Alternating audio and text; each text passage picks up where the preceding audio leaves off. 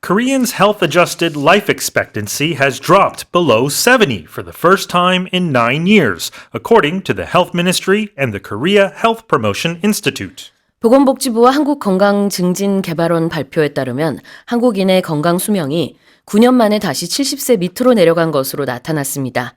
건강 수명이란 평균 수명에서 질병으로 몸이 아픈 기간을 제외한 기간을 뜻합니다. Yes. Nailed it this time. Yes, you got it. All right, tell us about this health-adjusted life expectancy. Yes. So we're familiar with just life expectancy, Yeah. right? It simply means how long a person is going to live on average.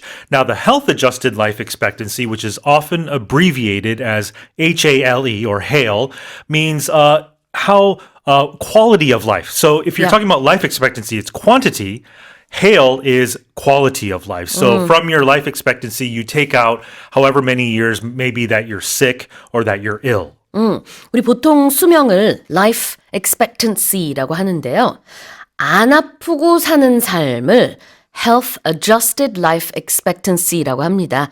단순히 몇 살까지 사느냐가 아니라 몇 살까지 안 아프고 사느냐. 이게 제일 중요한 거거든요. 영어로는 HALE, H-A-L-E. But it looks like Korea's HALE is going down a little bit. Yeah, oh, so that's not good. It's not good because what that means is if you look at the numbers back in 2022, HALE stood at just under 70, 69.89 years to be exact. And the last time it was at that point or under 70 was back in 2013.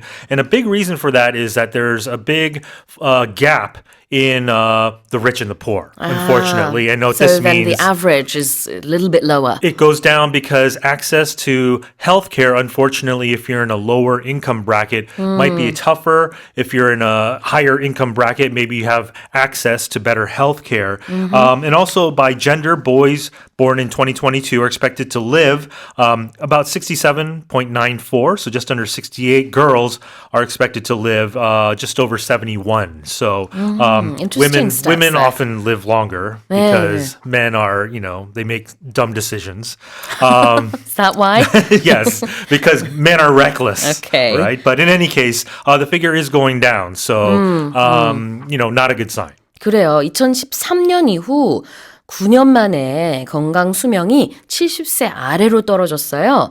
2020년까지만 해도 70세, 70.93세였는데 그 다음에는 계속 조금씩 감소하더니 2022년 기준 69.89세로 지금 건강 수명이 조금 떨어졌습니다.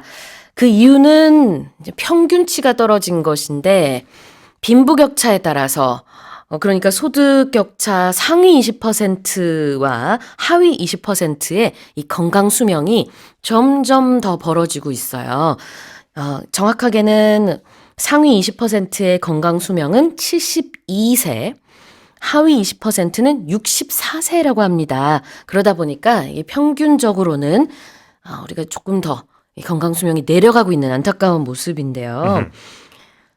우리 이제 그 정부에서는 목표로 73세를 잡고 있죠. Yeah. The government wants our HALE, health adjusted life expectancy, to be around 73, but it's not quite there. No, we're 3 years lower than Yeah. the government's target for 2022 and about a year lower than the figure recorded in 2020. So there's some work to be done. Exactly. Oh, you also mentioned the different genders. 성별에 따른 격차도 있는데요. 남성 같은 경우에는 이거는 이제 뭐 소득 상관없이 남성은 평균 67.9세, 건강 수명이 68세 정도가 되고요. 여성은 71.6이니까 72세 정도가 된다고 합니다. 우리 일반적으로도 수명이 여성이 남성보다 긴데 건강 수명도 그러네요. Yeah. So this is a metric, this health adjusted life expectancy. It's a metric that's used by the World Health Organization, the WHO. Right, I see. It's not something that I don't think the layperson might be familiar with, but it is good to know that there are metrics like this Yeah, that are definitely. used, right? World Health Organization, WHO는 세계 보건기구죠. 거기서 만든 그런 이제 지표가 되겠습니다. 자, 한번 표현 볼까요? Yep. HALE. Yeah, health adjusted life expectancy. It's an abbreviation measuring the average number of years a person can expect to live in good health. That's the most important part. So if we break it down, 건강에 따라 조정된 수명, health adjusted life expectancy. Literally, right? 그렇죠. 말 그대로 하면 그렇고 아주 쉬운 말로 하면은 아프지 않고 사는 삶이 되겠습니다. Yeah. Often when I speak with my friends, do you want to live to 100? A lot of my friends will say no, but I say I want to live to 100 if I have a good quality of life, I always say. Yep, yep. And what about promotion? Yeah, so in this context, we're talking about it in a public health context, and we're talking about either the government or an organization that encourages healthy behaviors, it raises awareness, it creates supportive social and physical environments. So you're promoting, you're increasing this sort of healthy lifestyle. 무언가를 장려한다는 의미로 많이 Yeah. 쓰는데 여기서는 이제 한국건강증진개발원의 이름 안에 들어갑니다. 그게 바로 the Korea Health Promotion Institute 건강 증진에 해당이 되겠네요. Right. We're not talking about advertising or publicizing anything, right? Well, health, maybe. 다시 읽어볼게요. Koreans' health-adjusted life expectancy has dropped below 70 for the first time in 9 years, according to the Health Ministry and the Korea Health Promotion Institute. Let's move on to the second headline. Daytime temperatures plunged below freezing nationwide, while heavy snow blanketed Jeju Island and the southern regions through the weekend, grounding flights and ferry services, stranding travelers, and triggering a string of cold-related incidents, including icy road accidents and frozen water meters. 전국적으로 낮 기온이 영하로 급락한 가운데 주말 사이 제주 및 남부 지역에는 폭설이 쏟아져 항공기와 여객선 운항이 중단되고 여행객들의 발이 묶이는가 하면 빙판길 교통사고와 수도계량기 동파 등 한파 피해도 잇따랐습니다. Yeah, so if you were maybe traveling early for the Lunar New Year holiday, perhaps to the southern regions or to Jeju, you may have encountered some, some nightmare situations, either at the airport or by ferry, because this cold wave advisory, I'm looking at the KMA website right now as of 7 a.m. Cold weather warnings are in effect in the northern Gyeonggi regions right now, and also sort of in the central area, there are cold wave advisories. In the southeastern portion of the country, we're seeing a lot of dry weather advisories and warnings as well. So some extreme weather conditions at the moment. Yeah, definitely. Well, over the weekend, over 160 flights were cancelled at Jeju Airport. 5, I believe, had to return after being in the air for quite some time. Yeah, a total of 11,000 passengers estimated were stranded on Jeju Island. Right. So you can imagine what the situation was there. 아, 그래요. 제주공항에서 항공편 163편이 결항이 되고 또 회항을 한 항공편도 한 5편 정도가 돼서요. 총 11,000명 정도의 발이 묶인 상황이었습니다. 지난 주말 동안. 그 외에도 울산, 광주, 전남에도 항공편 결항이 있었고요. 또 서해, 남해 전반에는 풍랑특보가 또 전남, 충남, 제주 이렇게 섬 지역에는 해상교통이 대부분 통제가 되고 강원도, 경기 북부 중심으로는 또 굉장히 날씨가 추워서 기록적인 한파가 쭉 이어지고 있는 상황인데, 그래서 그러다 보니까 이제 수도 계량기가 동파가 되고 빙판길에서 넘어지는 사고도 있었고요. 좀 추돌 사고까지 있었습니다. Yeah, a lot of incidents related to the weather. We say a string of incidents. Yes. Right? Let's have a look at that. Yeah, a string meaning a series, of similar events. I think in Korean, 줄이어, right? 줄지어, same thing, right? A string of events happening one after the other. 그렇죠.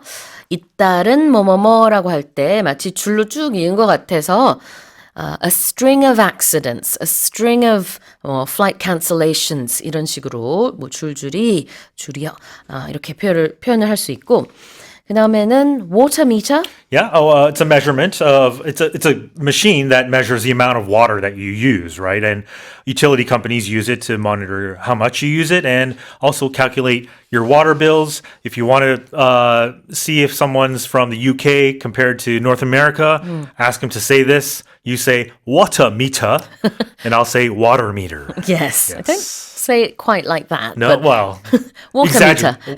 It was exactly the same. What do you mean, Sue? 오케이.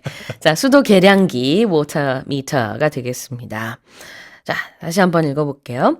Daytime temperatures plunged below freezing nationwide, while heavy snow blanketed Jeju Island and the southern regions throughout the weekend, grounding flights and ferry services, stranding travelers, and triggering a string of cold-related incidents, including icy road accidents and frozen water meters. A suicide bombing killed more than 30 people and injured over 160 others in Islamabad, Pakistan on Friday, in what authorities say is the deadliest attack in the capital in more than 10 years. 지난 금요일 파키스탄 이슬라마바드에서 자살 폭탄 테러로 인해 최소 30명이 숨지고 160명이 넘는 부상자가 나왔습니다. 당국은 이번 테러가 10여 년 만에 자국에서 발생한 가장 큰 피해 규모라고 밝혔습니다. Yeah, these sort of incidents are relatively rare in the capital of the country, but IS, Islamic State, has claimed responsibility for this bombing. 4 people have been arrested on suspicion of facilitating this bombing, including an Afghan national who's alleged to be the mastermind behind this attack. And it comes just after, on Friday, a week of violence which saw 58 civilians killed in these coordinated attacks in another province of the country. So it looks like the violence is on the rise there in Pakistan. 네, 파키스탄 수도에서 이제 시아파 사원에서 폭탄 테러가 일어났습니다. 파키스탄은 수니파가 다수인 국가인데요. 그래서 이 소수파인 시아파는 이단으로 여긴다고 합니다. 그러다 보니 종종 이렇게 공격이나 비난이 이어지는데 이번에는 상당히 심각한 규모고요. 30명 이상의 사망자가 나왔고 지금 아직까지 이제 총 집계가 되지 않아서 사망자가 늘 수도 있다. 부상자도 169명 이상일 것이다. 이런 얘기들이 안타깝게도 나오고 있습니다.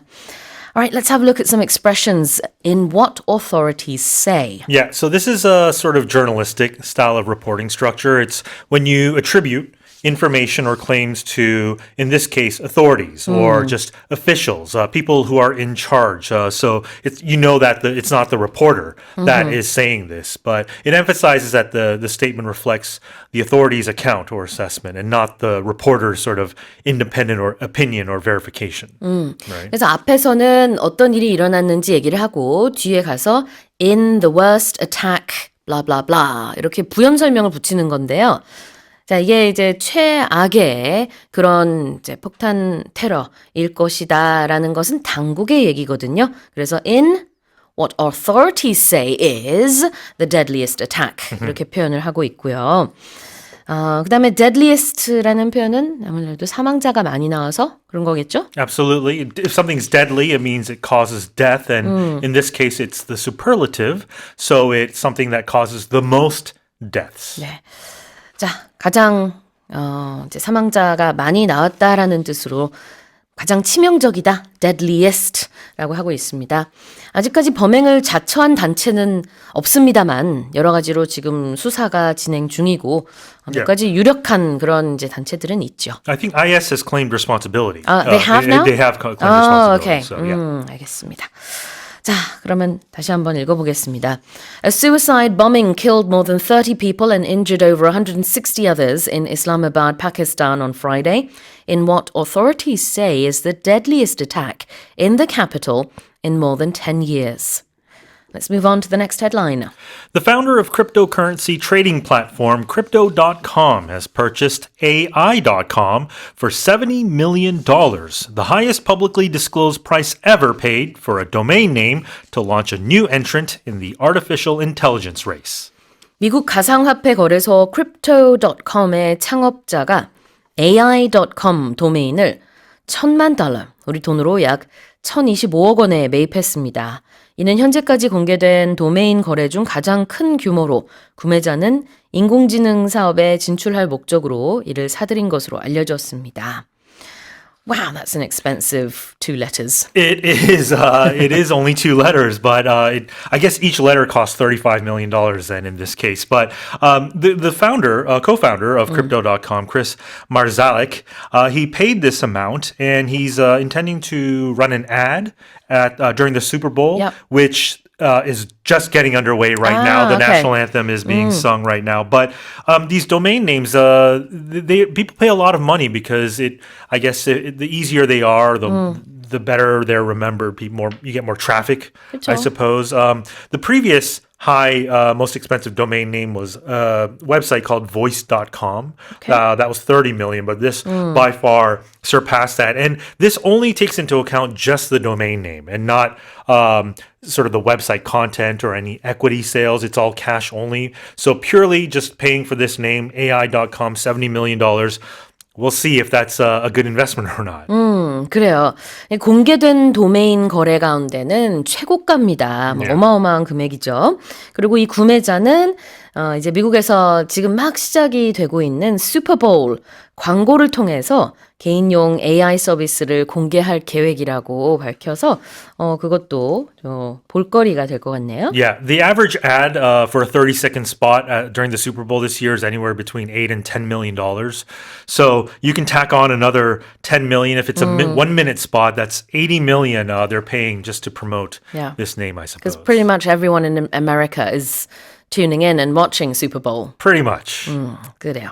자, 표현 보겠습니다. Publicly disclosed. Yeah, so if you disclose something, you're revealing it, right? And if you're doing it publicly, you're doing it to the public. And you hear this a lot for financial statements where you have to publicly disclose your financial statements if you're a public company, right? 사실 public는 publicly 공개적으로 그다음에 disclose도 공개하다의 의미가 있기 때문에 중복되는 의미가 있어요. 이거를 그냥 한마디로 공개된 이렇게 해도 됩니다만 Right. 이제 영어에서는 2 단어를 같이 쓰고 있네요. Publicly disclosed. Not just disclosed to your friends, but it's publicly out there. Although I imagine you could privately disclose information Okay. to a small group of people, perhaps. But 그럴 수 you're right, 있겠네요. there is a 네. little redundancy in there. 공개적으로 공개된. 네, 이렇게 되겠네요. 영어를 이제 직역을 하자면은. 네. 자, 그다음에 domain name. Yeah, a domain name is the URL, right? That we often know. It's the address of a website, simply put. Whatever.com, .edu, .co.kr, right? 네, 도메인 주소를 domain name이라고 하고 또 참고로 entrant라고 하면은 이제 참가자나 출전자라는 이제 의미가 될 수 있는데 여기서는 사람은 아니니까요. 이제 이 새로운 AI 세계의 모습을 드러낸 것이 Yeah. 되겠죠. AI.com이라는 게. 주자, I think. 주자 even in 좋네요. Korean, right? That's an 좋습니다. entrant. Yeah. 주자 좋아요. 오케이. 다시 읽어보겠습니다. The founder of cryptocurrency trading platform Crypto.com has purchased AI.com for $70 million, the highest publicly disclosed price ever paid for a domain name, to launch a new entrant into the artificial intelligence race. Let's move on to the final headline. Authorities in Uruguay have discovered a clandestine tunnel linking an abandoned commercial building to the city's sewer system, which may have been intended for use in a large-scale bank robbery. 우루과이 당국이 수도 몬테비데오에서 상업지구의 한 폐건물과 시내 하수도 시스템을 연결하는 비밀 지하 통로를 발견했습니다. 이 터널은 대규모 은행 탈이 범죄를 목적으로 조성됐을 것으로 추측됩니다. Yeah, I suppose in the headline I should have mentioned what city. In Korean you mentioned it, but in city we're talking about Montevideo, Yes. right? The capital. But basically it was a 200-meter tunnel that was discovered underneath this abandoned building, and authorities cracked down on the perpetrators before they actually attempted to initiate this bank robbery. But images kind of show just the extent that was taken to create or dig this tunnel. And a lot of people remember back in 2006, especially if you're from South America, where in Argentina there was a robbery, a heist, I think, where robbers took hostages at a bank and I think got away with almost $20 million. But this was very reminiscent Right. of that for people there. Well, the first time I read this story, I was actually reminded of the Sherlock Holmes story, The Red-Headed League, which I think was a very similar plot in which someone was, I guess, owned a little shop across the street from the bank, and then underneath the store, they would close the shop every day, but, then they would dig a little tunnel underneath, and Yeah. it took ages and ages, but they finally succeeded in making the tunnel. However, everything was coiled after, the plan was discovered. Yeah. It reminds me of Shawshank Redemption. Oh, okay. Many you can things, dig through a tunnel. But this was not just, a couple people doing this. This is a very concerted, structured effort by a multinational crime ring, they're saying, Yeah. which included Brazilians, Paraguayans as well. So thankfully, they discovered this before any money was taken. 네. 자, 우루과이에서 대형 은행 터리를 위해서 정말 많은 나라의 범죄단이 지하 터널을 팠어요. 그런데 이 범행 직전에 그 우루과이 정부가 이 터널을 발견하고 일망타진한 덕분에 이 범행은 이행이 되지 않았고, 다만 이제 정부에서 얘기하기를 범행이 만약에 성공했더라면은 이번 세기의 은행털이 사건이 됐을 정도로 엄청난 규모의 은행털이 사건이었을 것이다 라고 말했습니다. 자, 어떻게 이 터널이 만들어졌느냐? 은행 근처에 있는 한 가게를 이제 매입을 했던 것 같아요. 일당이. 임차를 했군요. 매입을 한 게 아니라 임차를 해서 6개월 이상 매일매일 조금씩 터널을 파서 200m 이상의 길이로 터널이 완성이 됐다고 합니다. Yeah. And whenever you hear stories like this, you always say, if only they put their heads to good use. Something else, Something yeah. else. 'Cause, 아이고, in 그러니까요. any case. 자, 그러면 표현을 좀 보도록 하겠습니다. It was a clandestine tunnel. Yeah, so you can pronounce this clandestine or you can say clandestine as well. Both are accepted. But it basically means secret and something that's very hidden. Often you connect this with something that's illegal Yeah, or unauthorized. And when it's carried out to avoid detection, especially by authorities, we use this word, clandestine or clandestine. Secretive. Secretive, yeah. 비밀리에 이루어졌다라는 뜻이고요. 은밀하다 이런 의미도 있습니다. Clandestine tunnel. It's not a tunnel that people were going in and, touring and having a look at. It was a secret tunnel. Yes. What was it intended for? Yeah. A bank robbery. A bank robbery, yeah, purportedly. But if something's intended for something, it's meant to be used by or given to someone for a specific purpose, right? It's an original plan or Yeah. target, even if the outcome is different. 그래요. 자, 무엇을 목적으로 했다? This clandestine tunnel was made, it was intended for a large scale, 대규모의 bank robbery, 은행털이를 위해서 만들어진 터널입니다. Right. 자, 그러면 다시 읽어볼게요. Authorities in Uruguay have discovered a clandestine tunnel linking an abandoned commercial building in the city's sewer system, which may have been intended for use in a large-scale bank robbery. And that's it for the headlines. Korean snowboarder Kim Sang-gyum has won the national team's first medal of the Milano Cortina 2026 Winter Olympic Games, which also marks the country's 400th Olympic medal to date. 2026 밀라노 코르티나 단페조 동계 올림픽에 참가한 스노보드의 김상겸 선수가 은메달을 획득하면서 이번 대회 국가대표팀 첫 메달이자 한국의 역대 400번째 올림픽 메달 기록을 세웠습니다. Yes. So, like you said, we talked about this in the opening, but to Yeah. get a little more into the details, the event was called the Men's Parallel Giant Slalom. And it's, if you're not a snowboard fan, it's very easy to watch. It's basically two people racing down the hill, going through these flags or gates as they're Right. called, and the first person to cross the finish line wins. And it's tournament style, so it's not based on just time; it's based on your opponent. But Kim, he just came up short in the final. In fact, 0.19 seconds, so under close. 200ths of a second, less than that was all it took for Carl Benjamin of Austria to win his, I believe it's his second consecutive gold medal in the same event. After the win, Carl Benjamin took off his shirt, went topless to celebrate in the cold, in the winter, in the snow. Kim congratulated him, showing him great sportsmanship in doing that. But the 37-year-old Kim, he's been competing. You had mentioned it's his fourth Olympics that began back in 2014. His best finish to date was number 15th at the Pyeongchang Games, and he'd won numerous medals at World Cup tournaments, but this is his first Olympic medal, and if it's its last, because there are a lot of competitors that were in their 40s as well. I Really? believe it's an event that you can have longevity in it. So maybe it's not the last we've seen of him. And if you're more interested in the Winter Olympics, there's a lot of events happening tonight. Short track speed skating Oh, begins. really? So stay tuned for that. Yeah.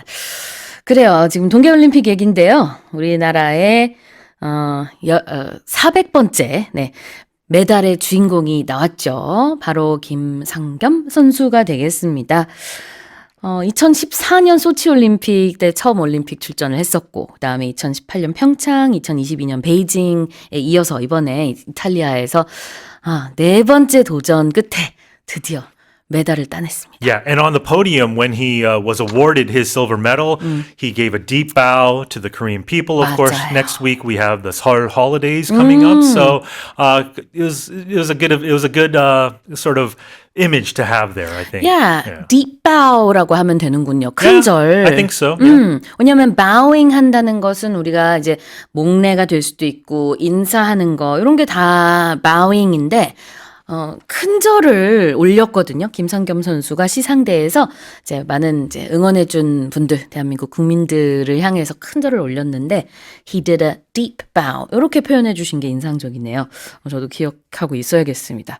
왜냐하면 딱히 표현이 없거든요. 그래서 이렇게 설명을 할 수 있는 건 참 좋아요. 자, 그렇습니다. 표현 볼게요. Now, this marks something. Yeah, so as a verb, to mark something, you're representing or you're sort of recognizing an important event, right, or an achievement. And we talk about this in milestones, when we talk about anniversaries Right. or records. And it's used in the news or informal writing a lot. Yeah. 맞아요. 뉴스에서 정말 많이 나옵니다. 앞에서는 이제 어떠한 큰 일이 있었는지가 나오고 뒤에 이러이러한 일이다라는 부연 설명인데 그때 연결해주는 단어가 marks, marking 이렇게 표현을 하거든요.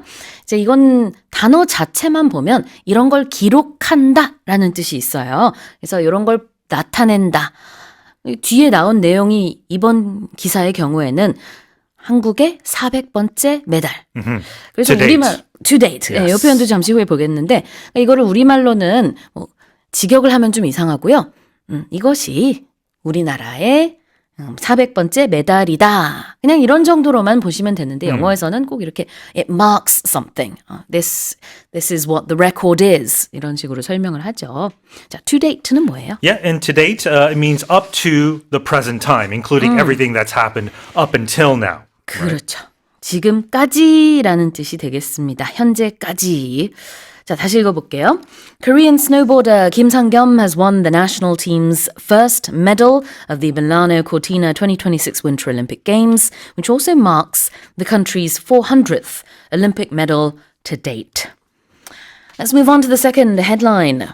The World Health Organization has confirmed that a woman died in northern Bangladesh in January after contracting the deadly Nipah virus, which is known to spread mainly through products contaminated by infected bats.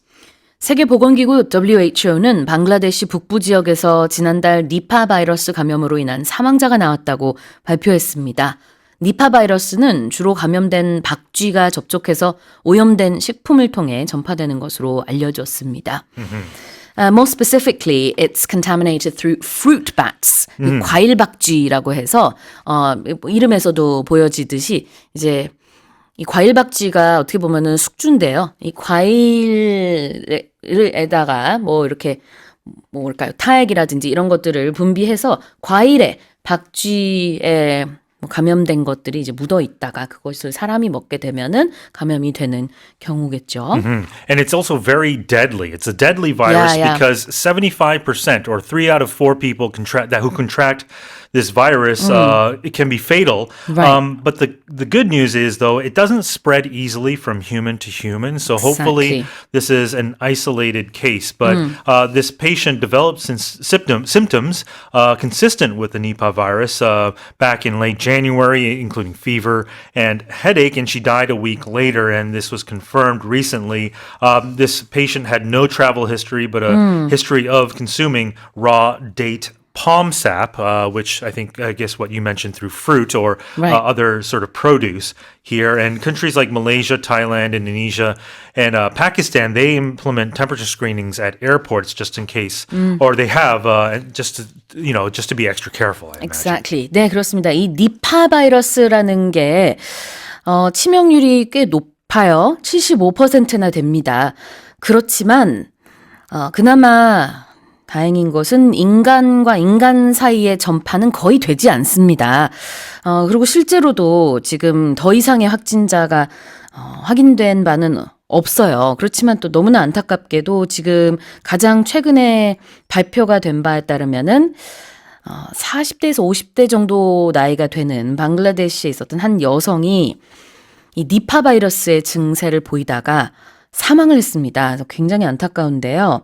이 증상이라는 게 어떤 거냐면은 fever and headache, 고열, 그다음에 두통, 그다음에 hypersalivation, 과다 침 분비, disorientation, 의식 장애, 그다음에 convulsion, 경련 이런 증상이 일어난다고 합니다. 그래서 인도 내에서 확진자가 나왔었다가 이번에 이제 방글라데시에서 확진자가 나왔기 때문에 이제 아시아 전역에서 이런 공항 검색이 강화되는 모습인데 WHO는 그럼에도 불구하고 국가 간의 번질 가능성은 여전히 낮다 라고 얘기를 하고는 있습니다. So this is something just to keep in mind. Yeah. 그리고 이제 어떻게 해서 감염이 됐느냐 이 설명도 아까 해주셨는데요.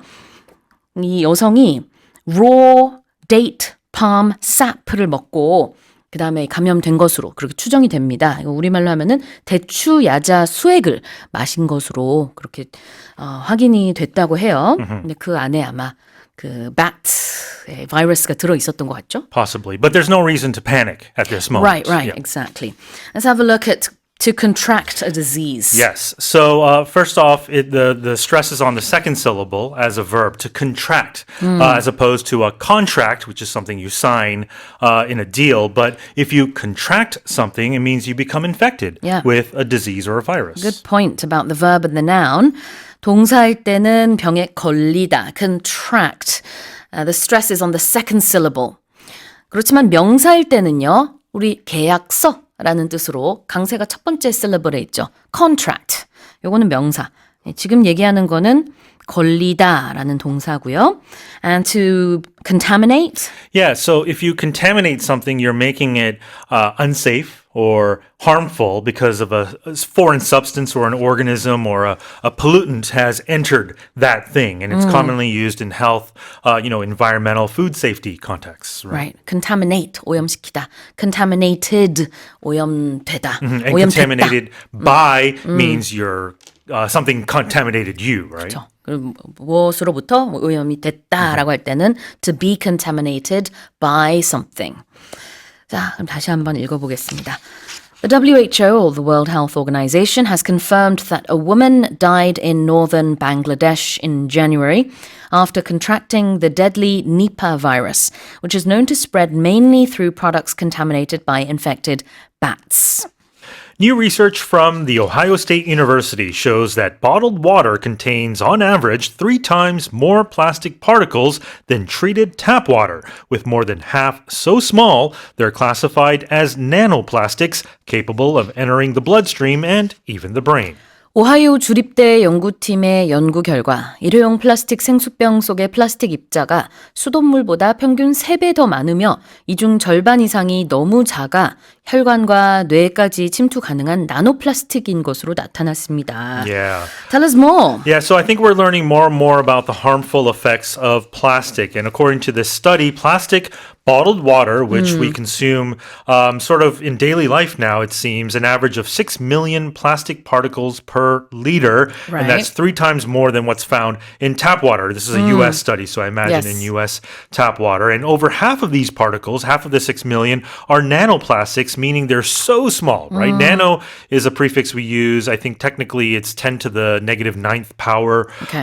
It's so small it can enter your bloodstream, and lab studies have found that it's crossed into brain tissue, even in the brain, because once it reaches your bloodstream, right? So the plastic bottle itself is contaminating your water, according to these researchers. So beware. 네, 미국의 오하이오 주립대에서 미국에서 시중에서 팔리는 그런 생수 6개 브랜드와 그 다음에 오하이오주 안에 있는 정수장 4곳의 수돗물을 비교해서 분석한 그런 연구예요.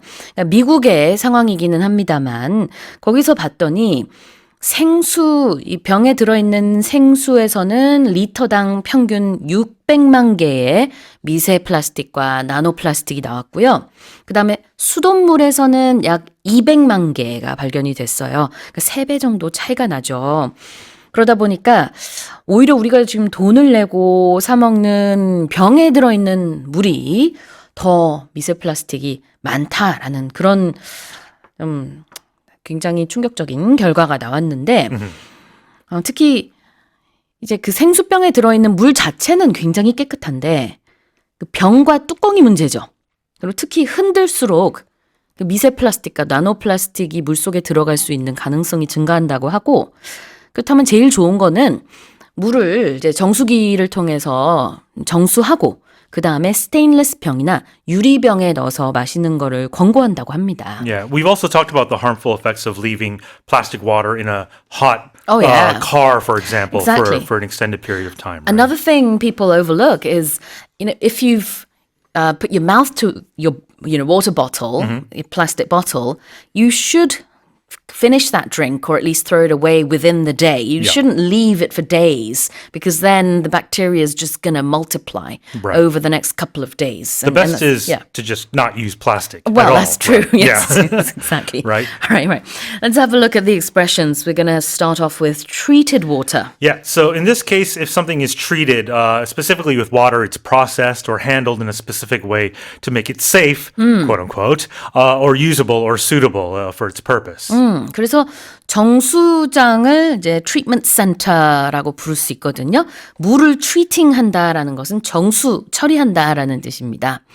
자, 그다음에 something is classified as something. Yeah, so if you classify something, you're putting it into a particular category or a group based on whatever criteria it is, right? So Right. in this case, there could be many types of plastics, but specifically, this one is classified as nanoplastics, right? So Right. it's in that category.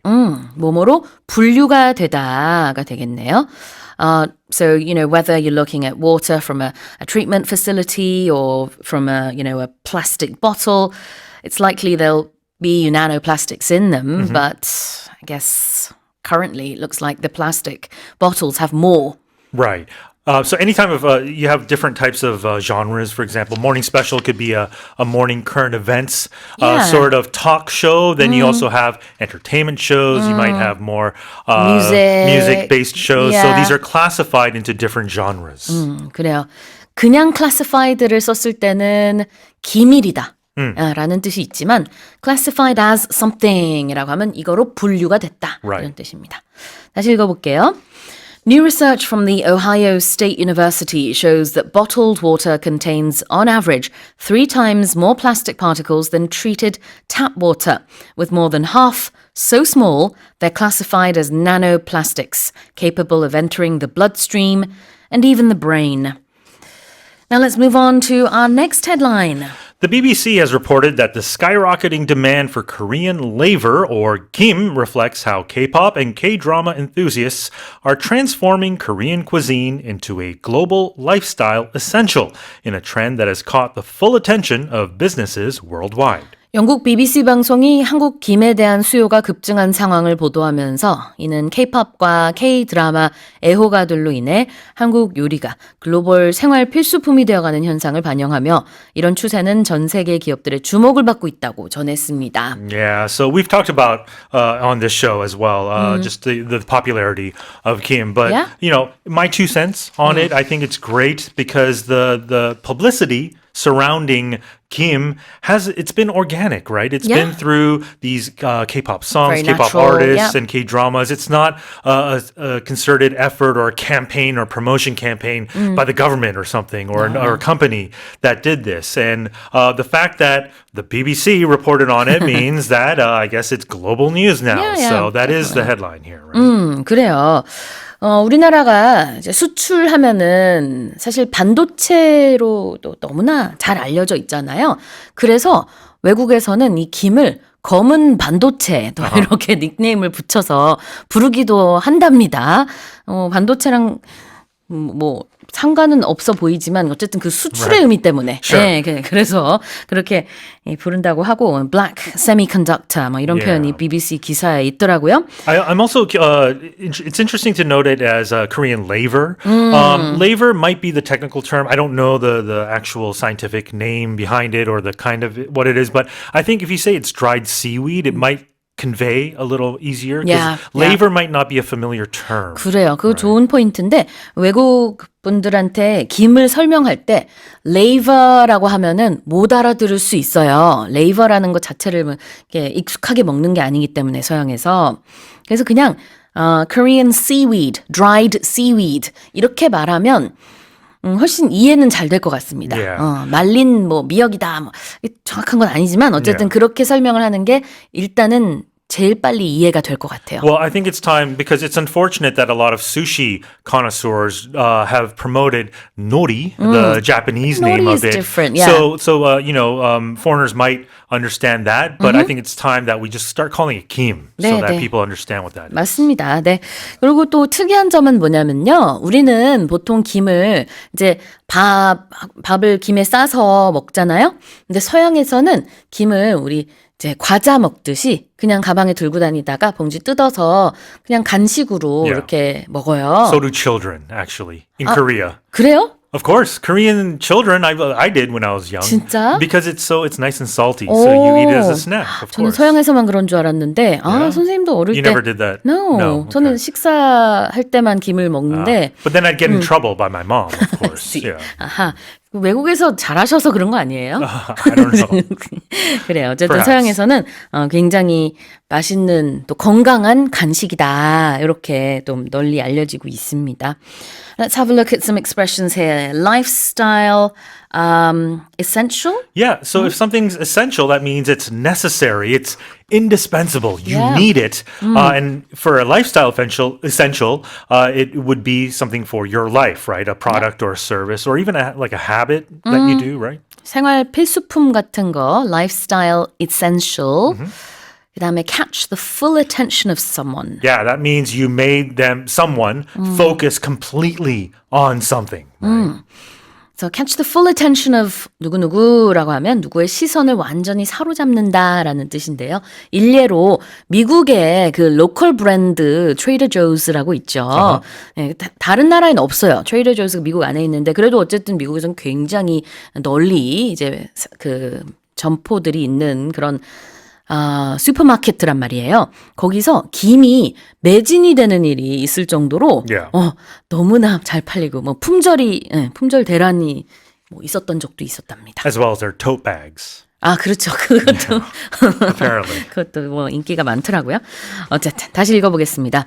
The BBC has reported that the skyrocketing demand for Korean labor or kim reflects how K-pop and K-drama enthusiasts are transforming Korean cuisine into a global lifestyle essential in a trend that has caught the full attention of businesses worldwide. Now let's move on to our final headline. A previously unknown sketch of a foot by Michelangelo, held by an anonymous owner in the US, who said it was inherited from his grandmother, has sold for $23 million, more than 10 times its original estimate. 미국에서 한 익명의 소유주가 할머니로부터 물려받은 것이라고 밝힌 미켈란젤로의 미공개 습작 중 발을 그린 스케치 한 점이 경매에서 애초 추정가의 10배가 넘는 2,300만 달러에 팔렸습니다. Yeah, so this piece of work by Michelangelo was thought to have been drawn by the famous artist between 1508 and 1512 when he was working on the Sistine Chapel, of course in the Vatican. And this, I guess this drawing or this sketch has been passed down generation after generation until this person found it. And originally it was thought to fetch around 1.5 up to $2 million, but Right. it just broke that through the roof, went through going up to 27.2 million. Bidding was intense, lasting for over 45 minutes. Yeah. 그래요. The Renaissance artist 미켈란젤로가요. 그 시스티나 성당 천장화를 그리기 위해서 습작으로 그린 이제 발 스케치입니다. 우리가 습작이라고 하는 거 영어로 그냥 스케치라고 하면 되거든요. 그래서 그 foot sketch가 이번에 경매에서 우리 돈으로 거의 400억 원에 가까운 금액에 낙찰이 됐습니다. 지금까지 경매에 나온 미켈란젤로 작품 중에 최고가예요. Oh. 네. 자, 16세기에 그려진 이 그림. 멋있더라고요.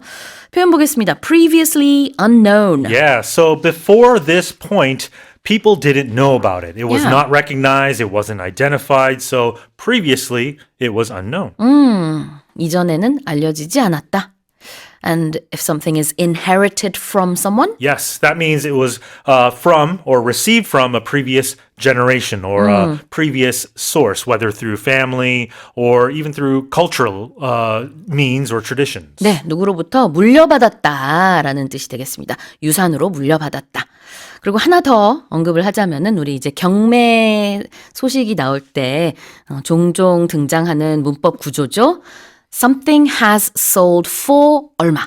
이제 이거는 경매에서만 쓰이는 문법 구조긴 한데 이제 어떤 물건이 경매에 얼마에 낙찰이 됐다. 이런 뜻으로 something sold for 아니면 something has sold for 얼마 이렇게 하면 됩니다.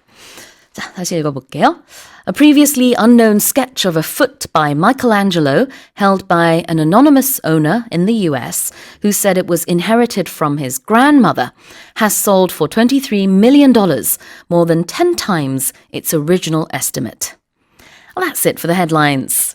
Nearly 28 people, or more 28 million people, or more than half the country's population are expected to travel during the upcoming Lunar New Year holiday, according to the Transport Ministry, with daily average traffic projected to rise by over 9% from last year.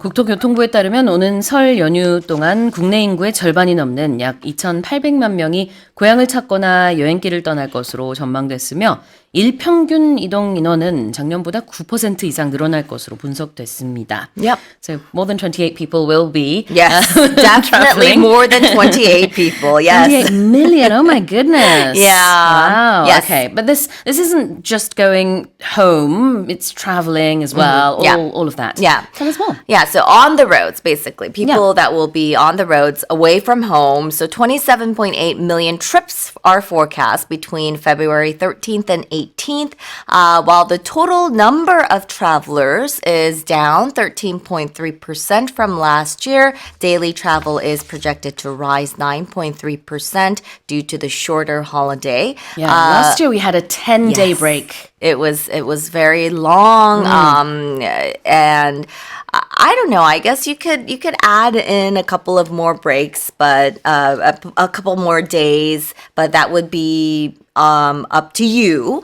But the official holiday would be from Monday to Wednesday, right? Exactly. Yeah. So they say that about 31.4% of people are planning to travel mostly within the country, with passenger cars accounting for 86.1% of domestic transport, and daily expressway traffic is estimated at 5.25 million vehicles. Travel times from Seoul to Busan could reach 7 hours on February February 15th and up to 10 hours on the return trip on February 17th, while expressway tolls will be waived from February 15th through 18th. And to ease congestion, authorities will expand transport services by 12.7% and designate hundreds of road sections for special traffic control. Yes. 자, 13일 금요일부터 18일 수요일까지 엿새간 이제 국토교통부가 특별교통대책기간으로 지정을 했습니다. 작년에는 이 특별교통대책기간이 설 연휴 때 열흘이었어요. 그렇기 때문에 총 이동 인원은 작년이 아무래도 더 많았습니다. 또 오랫동안 쉬었으니까. 그렇지만 일평균 이동 인원은 올해가 더 많아요. 비록 엿새밖에 되지는 않겠지만 일단 추정치입니다. 이번에 귀성길, 귀경길, 또 여행 가시는 분들 다 포함해서 2,780만 명 정도가 이 특별교통 대책 기간 동안에 이동할 것으로 예상이 되고요. 대부분은 승용차로 이동할 것으로 그렇게 또 예상이 된다고 합니다. 여러 가지 설문조사를 통해서 이렇게 추정을 하고 있는 거고, 그다음에는 이제 날짜별로 보게 되면은 17일 화요일 날 이동 인원이 제일 많을 것으로 이렇게 예상이 돼요. 설 당일이네요. Yeah. 17일이면은 그때 가장 많이 이동할 것으로 예상이 된답니다. 자, 그러면 한번 표현 볼까요? The first one is upcoming. Yes, upcoming. So something that's about to happen or forthcoming or happening or appearing soon would be something that is upcoming. 다가오는 앞으로 있을. You could talk about an upcoming movie or an upcoming holiday like the solar break. Right, like Lunar New Year, upcoming concert. Yeah. There is an upcoming concert, BTS. Yes. Of course. Everyone's looking forward to it. Yes. So anything that's upcoming it's going to happen in the future. Yes, happening soon. Yep. And what about projected to rise? Yeah. Projected means it's kind of expected. So when something is projected to rise, this phrase is used to indicate that a specific value or amount or maybe a level is expected to increase in the future, and that's based on current data or trends or calculations. Yes, projected to do something is expected to do something. rise는 상승이니까 상승할 것으로, 증가할 것으로 예상이 된다가 되겠네요. 자, 다시 읽어보겠습니다. Nearly 28%, sorry, I said 28%. Nearly 28 million people, or more than half of the country's population, are expected to travel during the upcoming Lunar New Year holiday, according to the Transport Ministry, with daily average traffic projected to rise by over 9% from last year. Let's move on to the next headline. Weather agencies and climate scientists worldwide have pointed to the possibility of an El Nino phenomenon forming in the Pacific Ocean later this year, potentially driving global temperatures to record highs by 2027. 세계 곳곳의 기상 관측 시설, 기상 관측 기구 및 기후 과학자들은 올 하반기 태평양에서 엘니뇨 현상이 발생할 가능성이 높아지고 있으며 이럴 경우 2027년까지 전 지구 기온이 새로운 고온 기록을 세울 수 있다고 지적했습니다. Oh, this is very scary news Yeah. because we've been feeling this. It's been getting hotter and hotter. But they're saying that it could get even hotter. It could reach another high, I guess. Yeah. So weather agencies and climate scientists, they're saying that there is a growing but uncertain chance that an El Nino could form in the Pacific later this year or in 2026. And it's potentially driving global temperatures to record highs, or it could potentially drive it to a record high in 2027. So this is according to the U.S. government's National Oceanic and Atmospheric Administration, or the NOAA, and Australia's Bureau of Meteorology. And they're noting early warning signals, including warm water buildup in the Western Pacific. But they did stress that it is too early to be confident. Experts say that the odds of El Nino or neutral conditions by mid-2026 are roughly 50 to 50.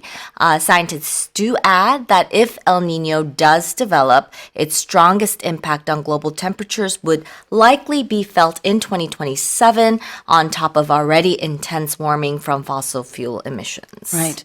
Over the past 2 months, a lot of the warm equatorial winds around New Caledonia, the Solomon Islands, and Papua New Guinea, they've been moving west, east to west. No, actually, that's right. They've been moving west to east, sorry. Yeah. Which is not normal. Normally, the equatorial winds, 적도 주변에서 이게 따뜻한 열대 바람이, they will move from east to west. East to west, yeah. That's the normal way that the winds will travel along the equator. And so in South America, the coastlines on the west will normally be cool. Yeah. That's normal. Yeah. However, they're expecting 2027 to be an El Nino year, which means the opposite will happen. So there's going to be some easterly winds forming around, again, New Caledonia, Papua New Guinea, this sort of area, Guam. And then it's going to move east towards South America. Yes. That means the coastline, the west coast of South America, will be hot. Right. And this is also going to likely affect North America. They'll be getting warmer winters. So overall, the Americas is likely to experience hotter weather. Hotter weather. Yep. 그래요. 그러니까 보통은 이제 열대 태평양을 가로지르는 바람이 동에서 서로 움직이는데 이게 무역풍이라고 하는데요. 정반대로 이제 서풍, 돌풍이 일면서 서에서 동으로 이제 바람이 불고 그다음에 남아메리카 서쪽 해안에 따뜻한 기류가 일면서 엘니뇨 현상이 일어날 것으로 예상이 되는데 뭐 남미뿐만 아니라 북미까지도 영향을 미치고 전 세계적으로 영향을 미칠 수 있다. 이런 얘기들이 나옵니다. Alright, let's have a look at the possibility of something. Right. The possibility of something. So this means that a thing that may happen or may be the case. 그렇죠? 가능성이라는 뜻이 되겠죠. 자, 그다음에 drive. Yeah, drive. So drive does not mean you're driving your car. Drive means to propel or carry along by force in a specified direction. To drive something이라는 것은 무엇을 몰고 가다. 이쪽 방향으로 가게 하다라는 뜻이 되겠습니다. Yeah. It's like pushing something along. Yeah, there's that expression, driving me crazy. So if there's a situation that makes me get mad, Yes. you might say, oh, this is driving me crazy. Maybe it's just, a difficult math question. Yeah. Like, oh, this is driving me crazy. Yeah. Or something else. Yeah. 자, 다시 읽어보겠습니다. Weather agencies and climate scientists worldwide have pointed to the possibility of an El Nino phenomenon forming in the Pacific Ocean later this year, potentially driving global temperatures to record highs by 2027.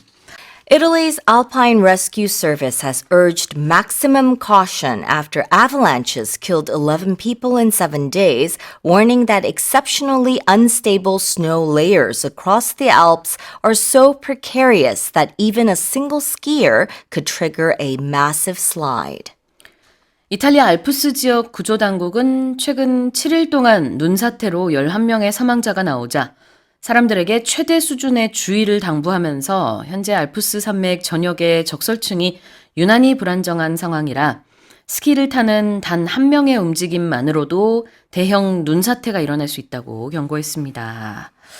Alright, so when we think of the Alps, we often think of the Austrian Alps, the Swiss Alps, but the Alps are actually, a range of mountains that covers 8 countries in Yes. Europe. We're talking about Austria, France, Switzerland, Italy, Germany, Slovenia, Liechtenstein, and Monaco.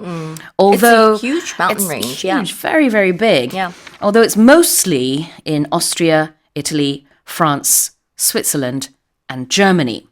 Now, today's story is about Italy. Yes. So tell us yes. more. The Italian Alps, Yeah. right? These avalanches, it's already killed 11 people in the past week amid highly unstable snow conditions across much of the mountain range. They say the latest victim was a 70-year-old hiker who was found dead in the Veneto region that actually hosts events during the Winter Olympics that is going on in the Milano Cortina region from February 6th to 22nd. Authorities said that the avalanche risk extends across most of the Alpine range from west to east, with fresh snow layering over older, unstable snowpack.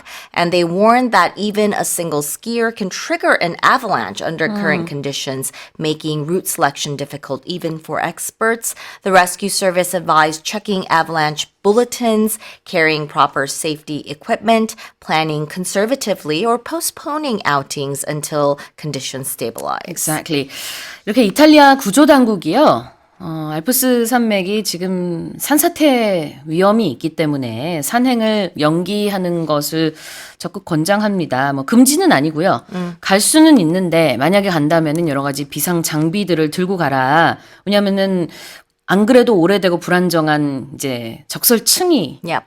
쌓여 있는데요. 거기에다가 최근에 새로운 눈이 쌓였습니다. 그러다 보니까 조금만 건드려도 눈 사태가 일어날 수 있는 좀 위태로운 상황이라는 거죠. Yes. It's exceptionally unstable. Right. So exceptionally means to a greater degree than normal, or it's more than usual. Yeah. And unstable means it's not firm or it's not fixed. It's not firmly established. Right. exceptionally는 상당히 극도로 우리가 사람 칭찬할 때 아니면 작품 this is exceptionally well done. This is exceptionally good.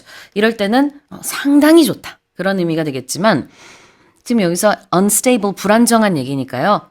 몹시 불안정하다. Yeah. 이렇게 해석하면 되겠죠? precarious는 뭐죠? Precarious is another word. I guess it's very similar to unstable. It means that something is not securely held or in position. So it's likely to fall or collapse. 굉장히 In a 위태롭다. dangerous way, yeah. 그렇죠. 위태롭다라는 뜻입니다. precarious. 자, 스펠링 알려주시겠어요? Yes, precarious. So it's Precarious.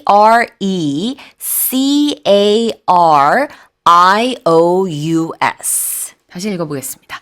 Italy's Alpine Rescue Service has urged maximum caution after avalanches killed 11 people in 7 days, warning that exceptionally unstable snow layers across the Alps are so precarious that even a single skier could trigger a massive slide. Let's move on to our next headline.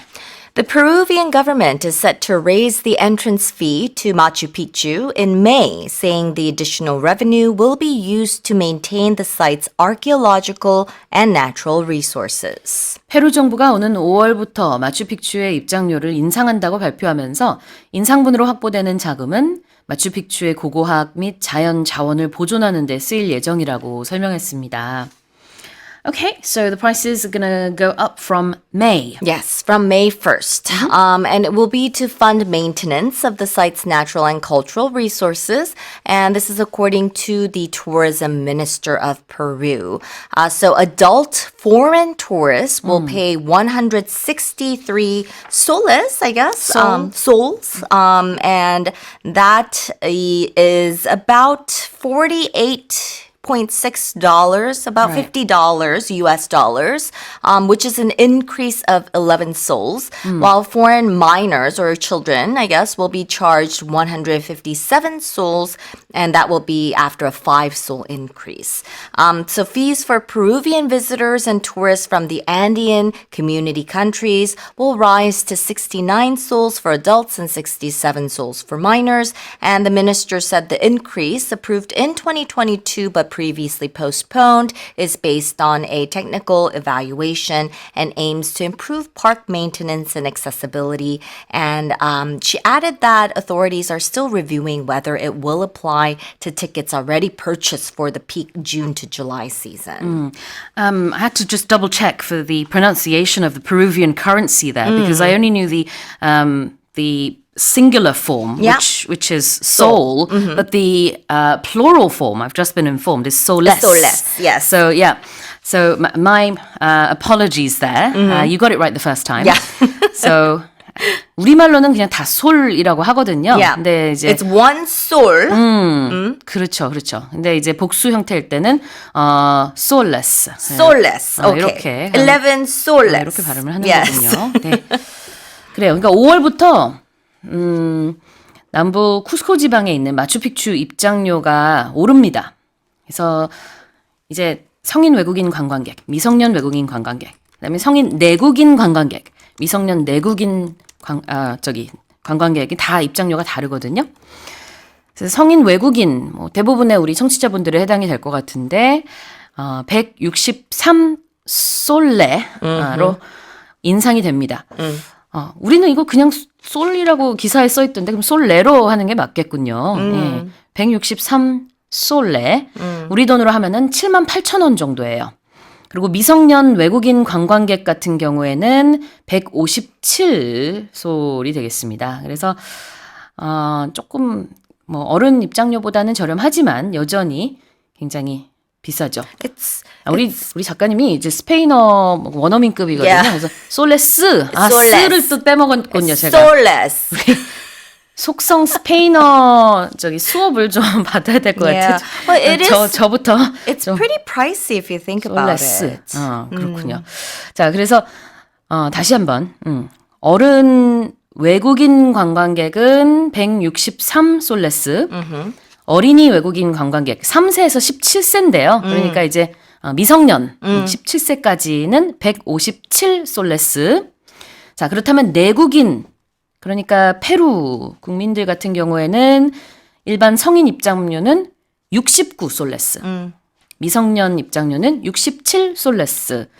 거의 한 100 솔레스 정도 차이가 나네요. Yeah. 근데 하나 이제 추가로 말씀드리고 싶은 거는 볼리비아, 콜롬비아, 에콰도르 이 세 개국의 국민은 페루 국민과 똑같은 국내 관광객의 입장료를 낼 수 있습니다. 이건 원래부터 그랬었고 다 Yeah. 같이 이제 안데스 공동체이기 때문에 Yes. 그건 그대로 유지가 됩니다. Yes. 그래요. 솔레스. Soulless.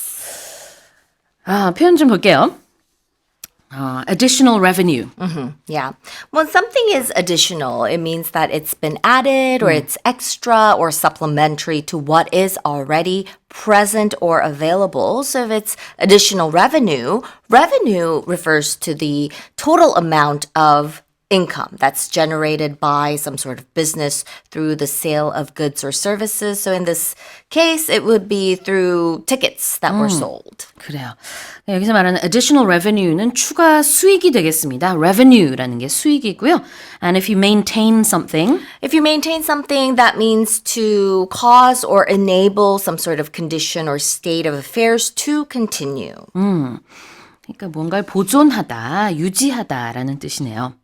제가 이거 화폐 얘기하면서 지금 딱 떠오른 건데 대부분 우리는 달러, 파운드, 유로 이런 거를 다 단수 형태로 쓰네요. 우리는 그 단어를 Yes, 한국어로 yeah, 말할 때는. Yeah, yeah. 그렇지만 영어에서는 we don't say 10달러스, right? 그렇지. Yeah. 그냥 100달러, Yeah. 1000달러 이렇게 우리식으로는 그 단수 형태인 단어를 그대로 유지를 한다는 거. 지금 처음 깨달았네요. 근데 영어에서는 이제 $1 하지만 $100, Yes. $1,000, pounds도 마찬가지고 이제 이 soul 같은 경우는 one soul, however, two soles, So less. 200 soles Yes. 이렇게 가면 되겠네요. 페루 한번 가보고 싶습니다. Yes, I would love to visit Machu Picchu. And I heard that you can have Korean ramen at Machu Picchu. Really? Yes. Do they have a convenience store on the They mountain? have a store there. What? And you can Oh my have gosh. Korean ramen. So we have to go. This is mind-blowing. We have to go. We have to go visit. It kind of doesn't match the Machu Picchu civilization, but okay, that's an experience. That's K food for us. Okay, Yes. fair enough. 다시 읽어보겠습니다. The Peruvian government is set to raise the entrance fee to Machu Picchu in May, saying the additional revenue will be used to maintain the site's archaeological and natural resources. Let's move on to the final headline. A 9-year-old Polish boy has set a new world record for solving a standard 3x3x3 Rubik's Cube in under 3 seconds. 폴란드의 9살 어린이가 가로 3칸, 세로 3칸, 높이 3칸짜리 표준 큐브 맞추기를 단 2.76초 만에 완성해 세계 신기록을 세웠습니다. 이 큐브를 만든 사람 이름이 루빅이어가지고 영어로는 루빅스 큐브라고 해요. 우린 그냥 이제 뭐 문구점 보면은 루빅스 큐브라고 써 있는 경우도 있고 아니면 그냥 큐브라고 써 있는데 그냥 큐브는 이제 3D로 된 이런 정육면체를 말하는 거고 루빅스 큐브가 이렇게 색깔로 있는 작은 큐브들 돌리는 거죠. 자, 이거를 3초 미만으로 하는 거는 거의 불가능하지 않나 이렇게 여겨졌었는데 이 아이가 해냈습니다. Yes. Tell us more. Yeah, what a feat, Yeah, right? yeah. Amazing feat. His name is Theodor Zajda, I think. Yeah. So he set a new world record at a speed cubing event in Gdansk, Poland on Sunday, becoming the first person to solve a standard 3x3x3 Rubik's Cube in under 3 seconds. And this is according to the World Cube Association. Yeah. And the milestone broke a long-standing perceived human limit and drew an emotional reaction from spectators and competitors that were there at the event. So the previous record of 3.05 seconds, which was held by a Chinese prodigy, which was set last year at the age of 7, was broken. Yeah. And despite his young age, Jader competes internationally. He also runs a YouTube channel and has won 68 gold medals.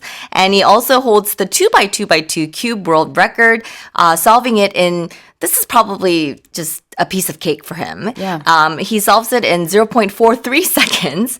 That was back in 2023. I think it takes me about 3 seconds to say this boy's name, let alone solve a Rubik's Cube. 그래요. The previous record was held by Chinese Rubik prodigy Geng Shuanyi. And as you said, it was just over 3 seconds. So people thought 3 seconds, you know, that's the sort of the humanly possible threshold. 거의 뭐 마의 3초 막 이렇게 부를 정도로 3초 미만으로는 어려운가 보다. 지금 이렇게 계속 여겨져 왔는데 이번에 폴란드의 9살 소년 테오도가요. 2.76초 만에 완성을 했습니다. 2 seconds? That it takes 2 seconds to say 3x3x3. 그러니까요. 지금 이 각각의 어린이의 이름을 말하는 데만 저희는 지금 3초가 걸린 것 같은데 대단합니다. Yes. 그러니까 prodigy라는 말이 붙죠. Yeah. 자, 그러면은 우리 표현 좀 볼까요? To solve something. Yes, to solve. It means to find an answer to or an explanation for or I guess the means to effectively deal with some sort of problem or a mystery. 풀다라는 뜻의 solve가 여기서 쓰였고요. And it was done in under 3 seconds. Yes, in under means less than a specific amount or a number or perhaps it could be even an age. 그러니까 3초 만에 라고 하려면은 in 3 seconds라고 해요. 그런데 3초 미만으로 했다. 3초 미만 만에 했다. 얘는 in 그리고 under 3 seconds. 이렇게 표현을 하는 겁니다. Yeah. 또 참고로 이게 이제 3x3 이렇게 우리가 글로 썼잖아요. 영어로는 3x3x3 이렇게 읽습니다. by 가운데 by라고 읽어요. Yeah. 자, 그럼 다시 한번 읽어보겠습니다. A 9-year-old Polish boy has set a new world record for solving a standard 3x3x3 Rubik's Cube in under 3 seconds. And that's it for the headlines. The state-run Korea Development Institute has projected that the nation's economy will grow 1.9% this year, driven by stronger semiconductor exports and a rebound in domestic consumption. 한국개발연구원 KDI는 반도체 수출이 호조를 보이고 민간 소비가 개선되고 있다는 판단을 반영해 올해 한국 경제 성장률 전망치를 1.9%로 내다봤습니다. Tell us more, Jason. Yeah, so this is a revised prediction of how the economy is going to go this year. And originally, the increase was at 1.8%, but it has now been bumped up to 1.9 because semiconductor exports have been quite strong in the early goings of this year. So there's been a revision or a change to the expected economy growth this year. Exactly. And that the previous forecast was made in November last year. 지난해 11월에 한국개발연구원이 내놓은 전망치는 1.8%였어요. 그런데 이제 바로 어제 수정 경제 전망을 발표했거든요. 우리나라 경제가 올해 1.8%가 아니라 1.9% 성장할 것이다 라고 이제 내다봤는데 0.1%포인트 상향 조정한 겁니다. 그 이유는 헤드라인에 나와 있는 것처럼 반도체 경기 호조세, 그것에 따른 수출 그 전망이 밝다. 그다음에 민간 소비 개선 이런 것들을 이유로 들어서 살짝 경제 성장률 전망치를 올렸는데 IMF도 똑같이 1.9%로 보고 있거든요. 그래서 이제 KDI와 IMF는 동일한 아웃룩을 가지고 있습니다. 한국은행 같은 경우에는 1.8%로 보고 있어요. 그러니까 한국은행보다는 KDI가 살짝 더 긍정적으로 보고 있는 것이고 OECD와 우리 정부는 훨씬 더 높게 내다봐요. 지금 OECD는 우리나라 경제가 올해 2.1% 성장할 거다. 그리고 우리 정부는 2%라고 내다보고 있습니다. So kind of similar, but still, slight differences in the forecasts depending on which organization you're looking at. Yeah, I think if we go back a few months and there was still a lot of fear or perhaps negative outlooks because of the different tariffs that the U.S. was talking about. But I think a lot of the exports have exceeded expectations since those moments. And I think we're really seeing outlooks changing because of that. Yeah, it's overall anywhere between 1.8 to 2.1%. That's what the experts are forecasting for 2026. Across the board, whether it's GDP, consumer spending, or exports, everything is right now looking rosier than a couple of months ago, except for investment in construction. So they're saying that's going to pull things down a little bit. So we'll see. That seems to be an issue around the world, is housing markets falling to a certain degree. Exactly. All right. So this announcement was made by the state-run KDI, and that means it's run by the government. And what is a rebound? A rebound is when something goes down and then it kind of jumps back up.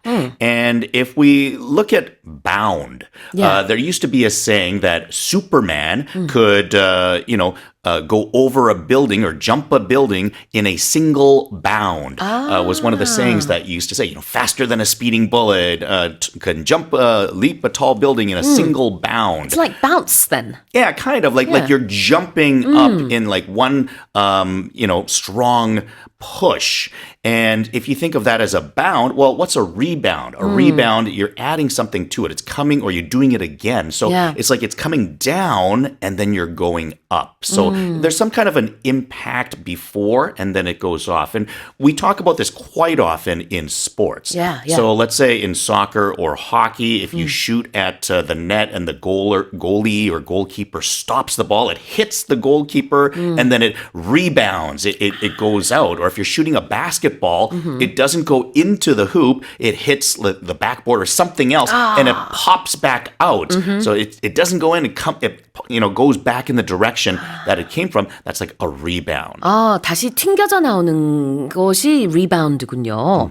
So with stats, then it would be going sort of down and then up again. Exactly. And we even talk about it in relationships sometimes, Tell us about that. Yeah, in a relationship, like you're on a breakup, right? Like you're in a relationship and then you break up and then we say that, if you're not in a good situation or you might say, I'm on the rebound, meaning that emotionally, maybe you're just not well because, you're coming off of a relationship breakup. So you're on the rebound. Yeah, because you're heartbroken, you're really sad. It's sort of like going downhill for you. And then, of course, you need to go back up again. So you're on the rebound. 자, 그래요. 다시 일어서다, 회복하다라는 의미가 있습니다. What about domestic consumption? Well, consumption is when you kind of use things. If you consume something, then you're using it. And domestic consumption, usually we're talking about items that people use on a daily basis or the money that they're spending to buy and use things. So you think of like food, it could be things like toothpaste and toilet paper, but it's just your daily, things that you typically use around the house or that you need to survive. Yeah, definitely. domestic가 그러니까 가정 내에라는 뜻이 있을 수 있고요. 아니면 국내에라는 뜻이 있을 수 있습니다. 여기서는 아무래도 국내라는 뜻이겠죠. 뭐 집안의 뜻은 아니고. 그래서 domestic consumption이 국내 소비가 되겠습니다. 다시 읽어볼게요. The state-run KDI, or Korea Development Institute, has projected the nation's economy will grow 1.9% this year, driven by stronger semiconductor exports and a rebound in domestic consumption. Let's move on to the second headline. A dolphin recently spotted near Gangneung Port in Gangwon Province has been officially identified as a juvenile Indo-Pacific bottlenose dolphin, marking the first confirmed sighting of the species in waters outside the coast of Jeju Island. 최근 강원도 강릉 인근 해역에서 목격된 돌고래가 어린 남방 큰 돌고래로 공식 확인됐습니다. 제주 인근에서만 관찰됐던 남방 큰 돌고래가 제주 외의 해역에서 확인된 것은 이번이 처음입니다. What happened? Yeah, so there's these dolphins that are typically seen off the coast of Jeju Island, but now they've come as far north as Gangneung. And I think, I actually have some friends that scuba dive, and that have scuba dived in the Jeju area that have seen these dolphins. Yeah. So they're quite normal down there, but obviously the water temperatures are different there as they are in the Gangneung area. So I'm guessing due to climate change, as the waters are warming the further north they go, they're making their way up over there as well. Maybe. But as you said, these particular dolphins, the Indo-Pacific bottlenose dolphins, they were so far only observed near Jeju's coastal regions. And so they were thought to have basically, decided to permanently live around these waters only. However, I guess we were wrong because for the first time we've found this same breed in a different area, in Gangneung. Yeah, and they've already talked to fishers in the area and, people that might run into them and have kind of asked them, don't feed them. You don't want them to become domesticated or, be careful with your nets when fishing and stuff like that because they are in the area. Yeah. Well, this dolphin has a nickname because the dolphin was discovered near Anmok Port. 안목 하버, 안목항 인근에서 발견이 됐거든요. Okay. 강원도 강릉 안목항 인근에서 발견이 돼서 별명이 안목이. I was wondering, what is 안목이? Because I saw the nickname and I was like, I wonder what that means. 지명에 따라서 이렇게 이름 붙인 거예요. 그래서 이제 처음에는 이게 정확히 이 부류의 돌핀인지 아닌지 확인은 되지 않았지만 이렇게 안목항 인근에서 돌고래 한 마리가 계속 출현을 하는 겁니다. 그리고 특정 선박을 계속 따라다니고 심지어 사람들과 교감까지 하는 모습을 보여서 that's a very friendly dolphin. Where did he come from? 그래서 이제 더 면밀히 살펴봤더니 제주도 인근 해역에서만 그동안 발견이 됐었던 그런 남방 큰 돌고래가 맞다. 그래서 제주 외의 해역에서 처음으로 확인이 된 거고요. 네, 안목이 지금 건강합니다. Do they do that in Korean? Because this is very common in English where we'll add an E to the end of someone's name to be a nickname. Yeah, sort of. So if the name has a 받침, then they will normally add the E just to make it sound more friendly. Yeah. But if it doesn't have a 받침, there's no need for it. So if this place name was, let's say, I can't think of a place name without a 받침. But let's just say it was called Anmo, for example, sure. not Anmok. Sure. Then they would probably just call it Anmo. But because it's Anmok, 안먹 sounds a little rigid. So Yeah. 안먹이, it sounds more friendly. Yeah, we do that often in sports or Yeah. as little kids. Like someone named Mike, we might just say, hey, Mikey. Mikey, right? So things like that. Or Pat might be Patty.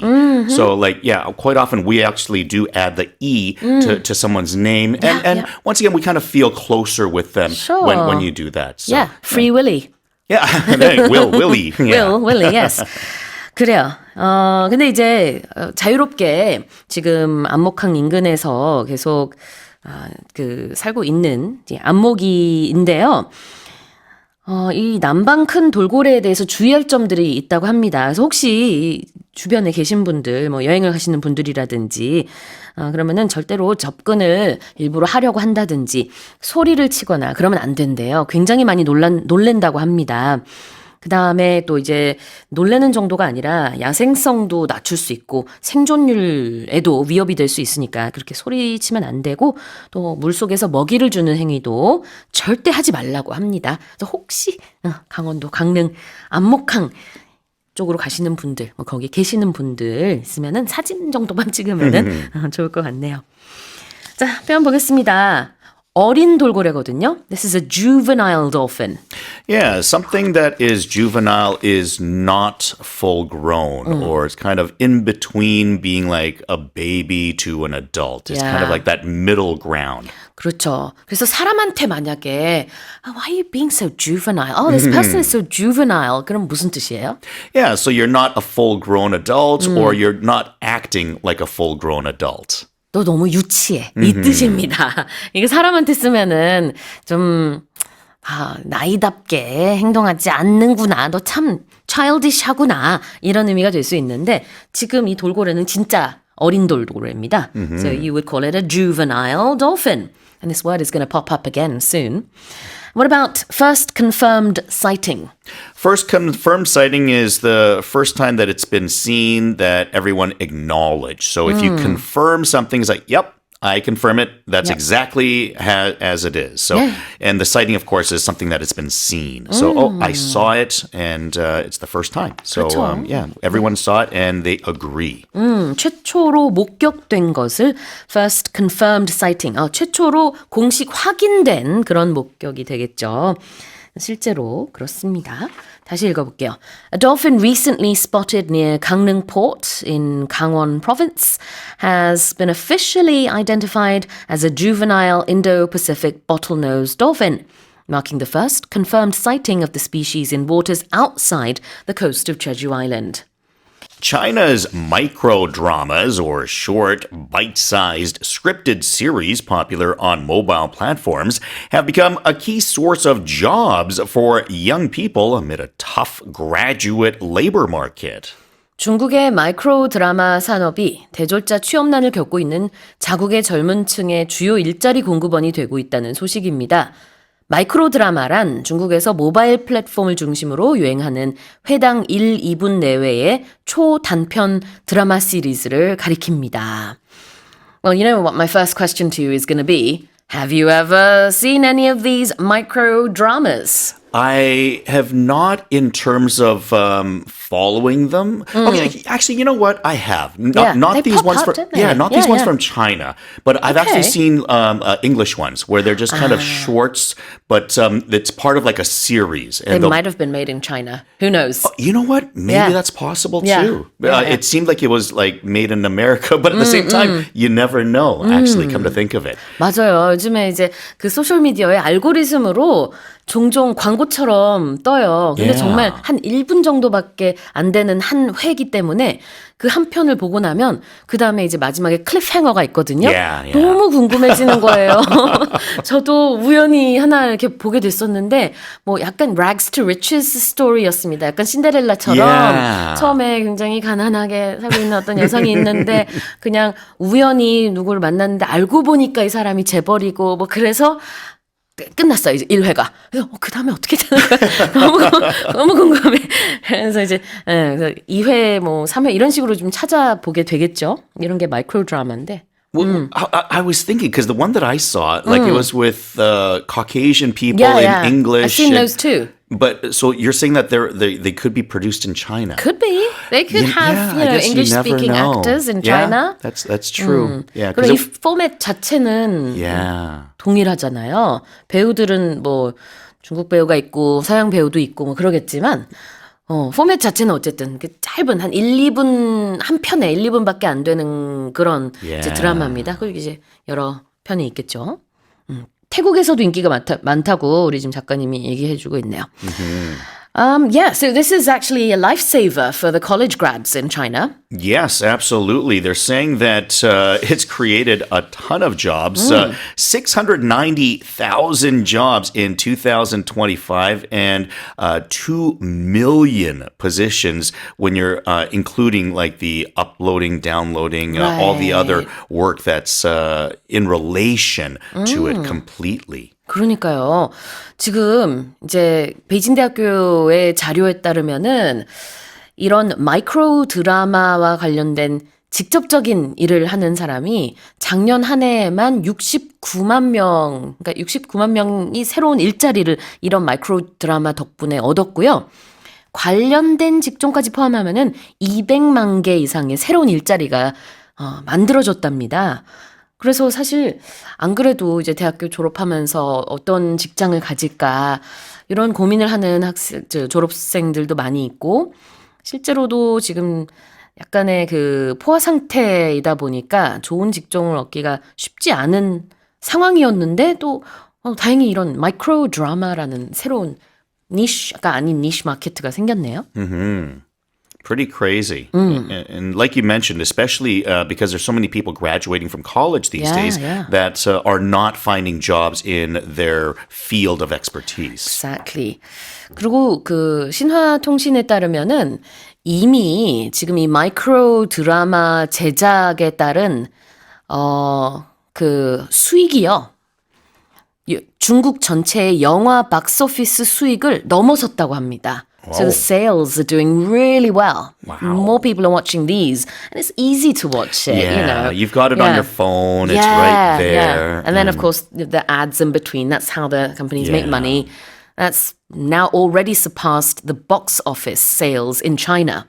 So it's doing very well. And it hooks you because it looks so short. 그러니까요. And, I'll just look at this for 1 minute, and before you know, 맞아. 30 minutes later, you're like, oh my God, what have I been doing? Yeah, and I remember going, oh no, I need to know what happens next. Okay, let's have a look at the word let's have a look. What is it? Sorry. Bite-sized. Bite-sized, yes. There you Yeah, go. bite-sized typically, it means something that's small that you can consume. So let's say you have, like a sandwich. Yeah. If you have a sandwich, then typically it might require like 10 to 12 bites to eat the entire sandwich. But if you cut that sandwich into, let's say, 10 or 12 small little pieces where you can just take the one piece and just put it in your mouth, then it's a bite size. You can eat it in one bite. It's not something that you have to take multiple bites to consume it. So in the same sort of way, it's something that's bite sized is small or short or, just not large. If you go to a fancy party, they might have bite-sized snacks for you to eat. Yeah, Is there a word hors for d'oeuvres. that? Hors d'oeuvres, Yep, yes. Yep, bite-sized snacks. 그러니까요. 이렇게 딱 한 입에 넣기 편한 그런 스낵들. 그게 bite-sized snacks인데요. 자, 이 드라마는 bite-sized episodes, dramas, TV shows 이렇게 Scripted series. 그렇게 또 다르게 묘사를 하고 있습니다. And you can watch it on a mobile platform. Mobile platform, meaning an app of some sort that you have on your smartphone or smart device of something. So mobile is something that is not stuck in one place. You can carry it with you.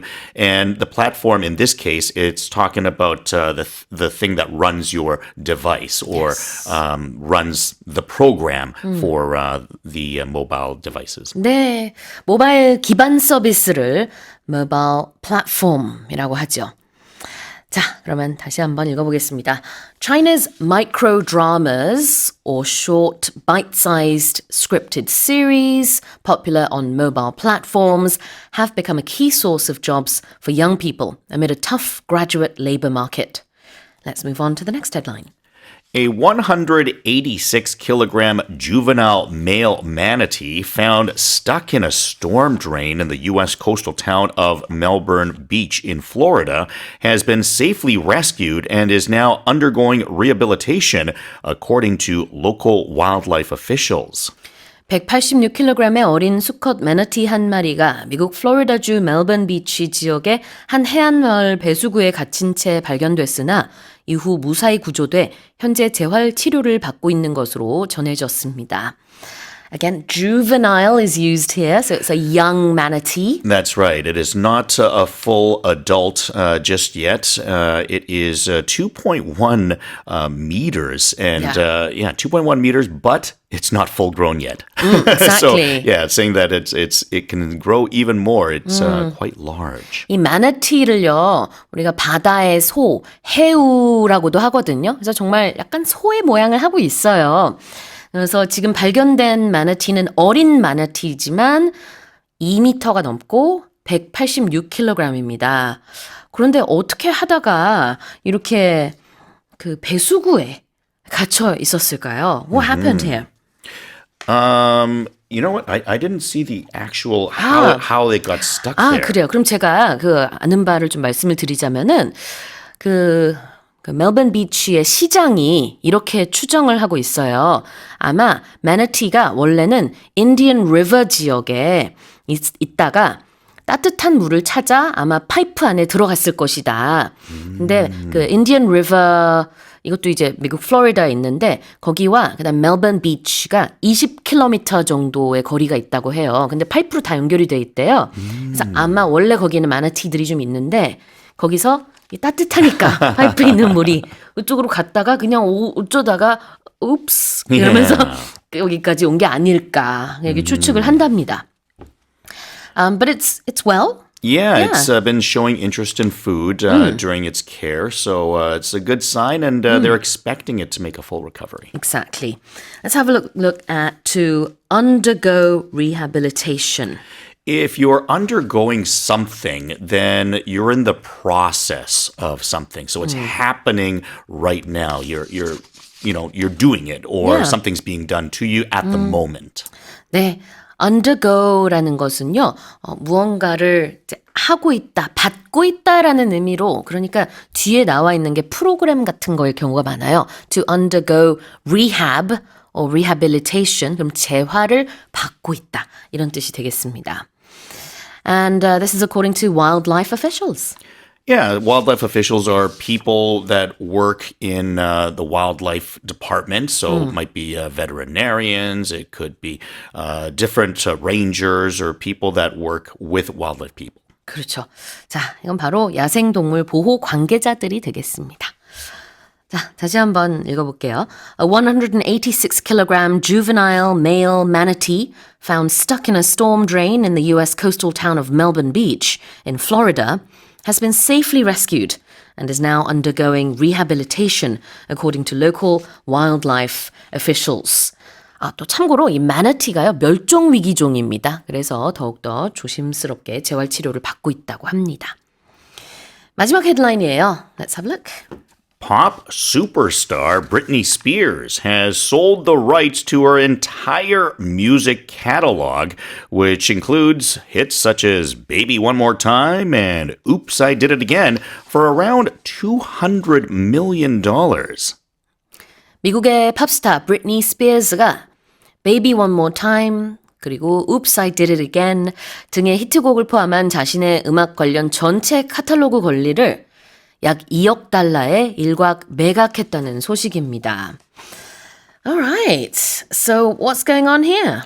So, Britney Spears last recorded a song in 2022 that was with Elton John. Yeah. And then in 2024, January, so just about 2 years ago, she said that she would never return to the music industry. So, basically saying that she is retiring from music, and this seems to be another step in that direction as she is selling the rights to all of her songs. So what that means is when songs are played on the radio or if they're used in like the norebangs or karaoke rooms and stuff like that in commercials or movies or other places, then you receive royalties for that. Yeah, and the representative, the first person that comes to mind when it comes to those royalties is Mariah Carey.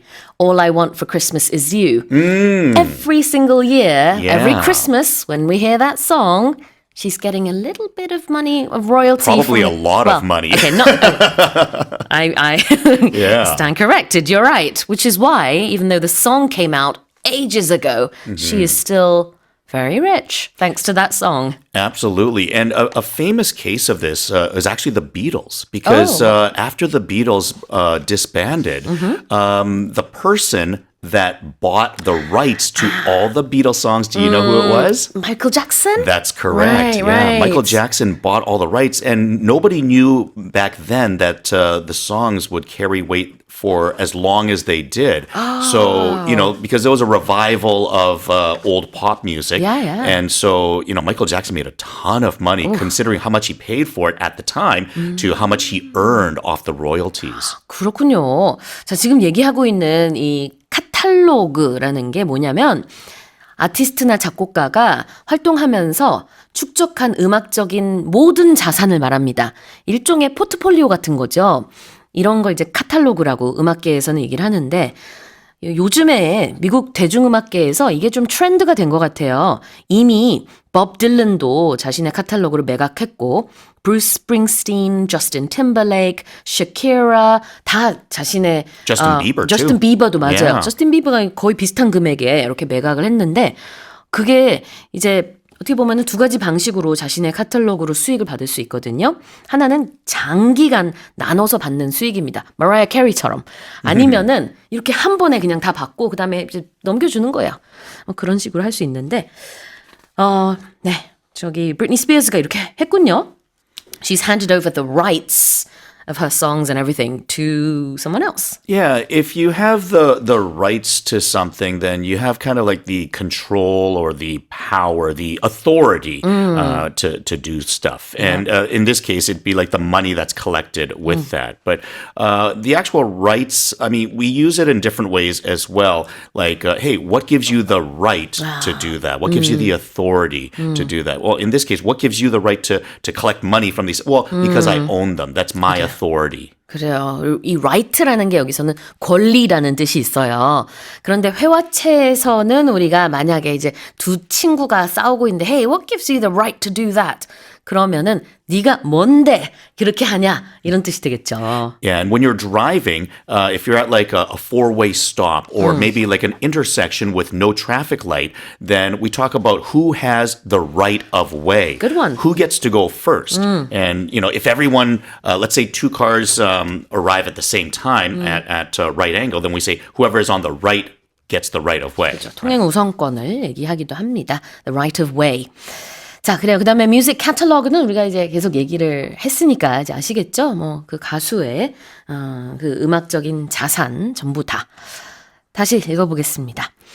Pop superstar Britney Spears has sold the rights to her entire music catalog, which includes hits such as Baby One More Time and Oops, I Did It Again, for around $200 million. And that's it for the headlines.